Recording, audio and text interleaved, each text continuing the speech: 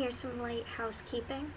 I've been keeping articles, but I've been working on my schoolwork and my job. So I've got some articles from October to review.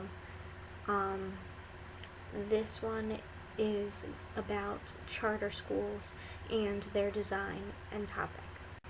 So first is Hartford, who are talking about the charter school design, and it's to be dealing with the chronic absenteeism that they see for all those very few students actually missing 18 or 19 days of school last year.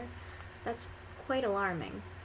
I know that where I've worked, we've sent notes home in case the absenteeism is getting to be a lot, and then after 10 absentees, meetings need to be sent.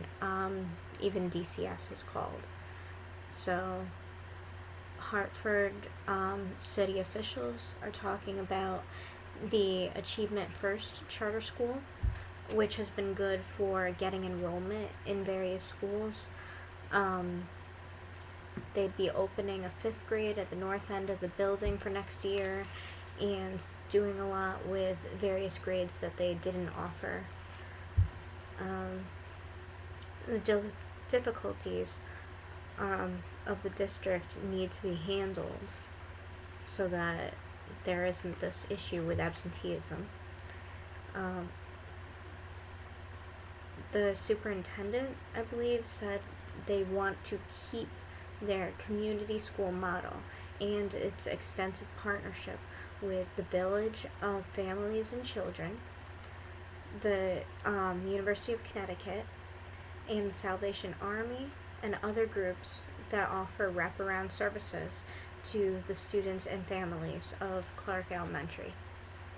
And I love the concept of having wraparound services because Brenner was right.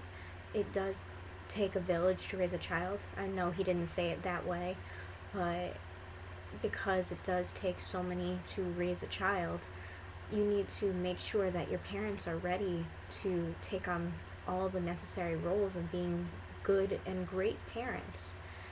And if they're not financially able to, but they still have that drive, the school should help out and make it possible for that student to thrive before becoming a young adult, and on. There is a lengthy wait list for academies like that, but they see it as a good thing. I know that we've talked about it in my coursework, and nobody likes the idea of a wait list and choosing at random. All students should be accepted into all locales, but it's not monetarily feasible. So this is, I guess, an option.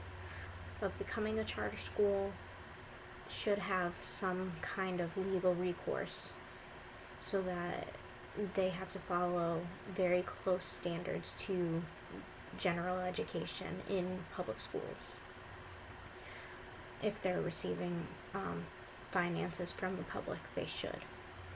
And one more important person in Clark, I believe the principal, Tyrisha, if I pronounced that correctly, I hope, said that the students are failing from an academic point of view. They're facing a bleak future, and we have to do something about that. Children aren't able to read, and children aren't able to do math problems. And that's a quote from the article. So I applaud the principal and everyone who are trying to do right by these students. I like another quote in the article, and I'm not the only one. So does Vanessa de la Torre, the author of the article. On the bottom of the second page of the article, city school officials' outreach efforts to allay concerns of Clark families will include informational sessions and several weeks of door knocking. So there you have it. And I hope that Hartford can get their achievement first school and get it working to where they would like it to be, because that's what we're here for.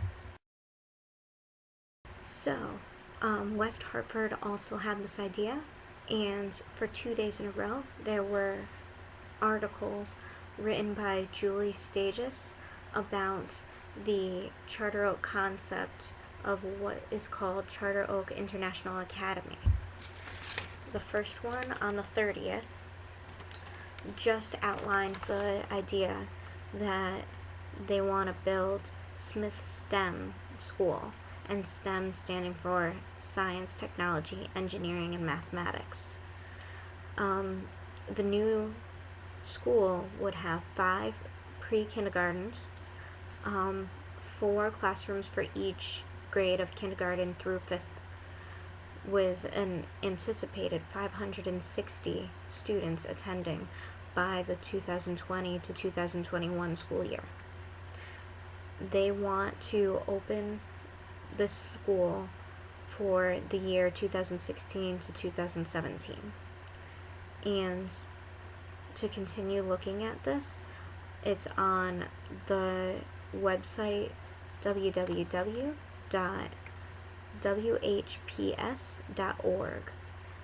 and they're telling you to click Charter Oak Building News under Timely Topics.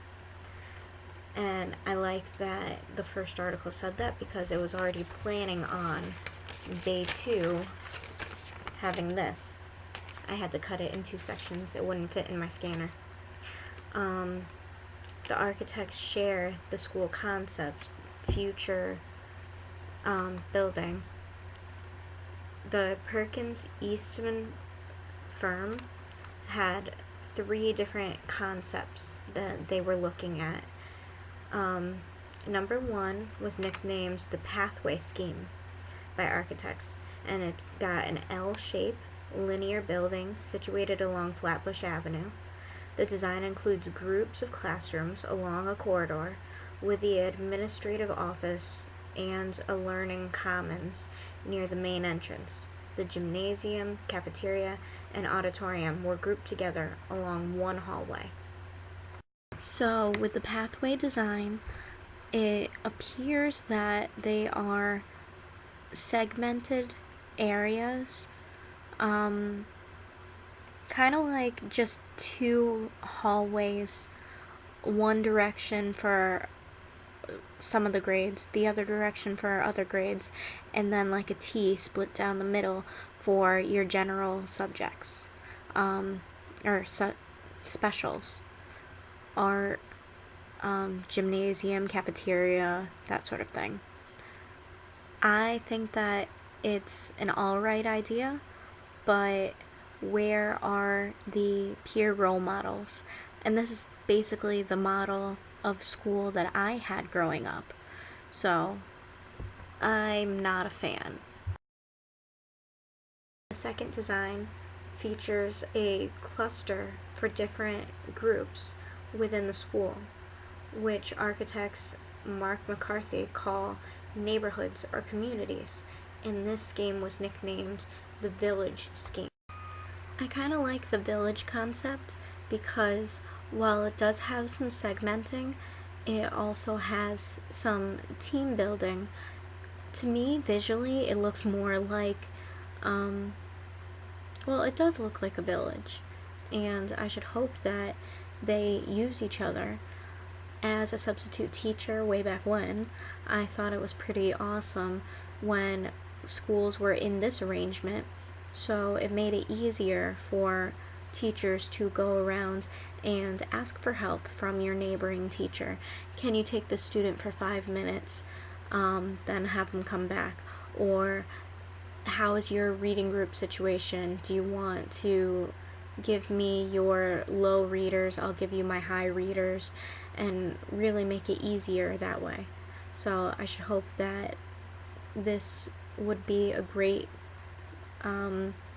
model to use.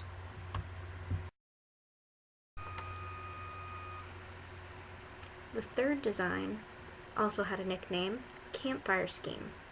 It's a circular school with a courtyard in the center. I like how McCarthy said there's the nice thing about a circle is you can always reference the center. It seems like a nice metaphor for a school, and I completely agree with that. Campfire, and listening to that one quote about the circle, I loved.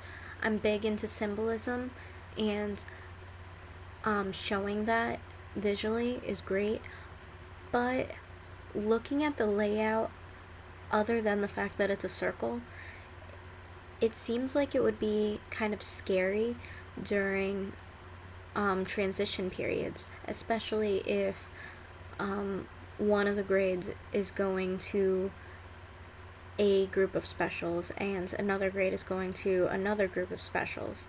Hallways got very confusing and congested.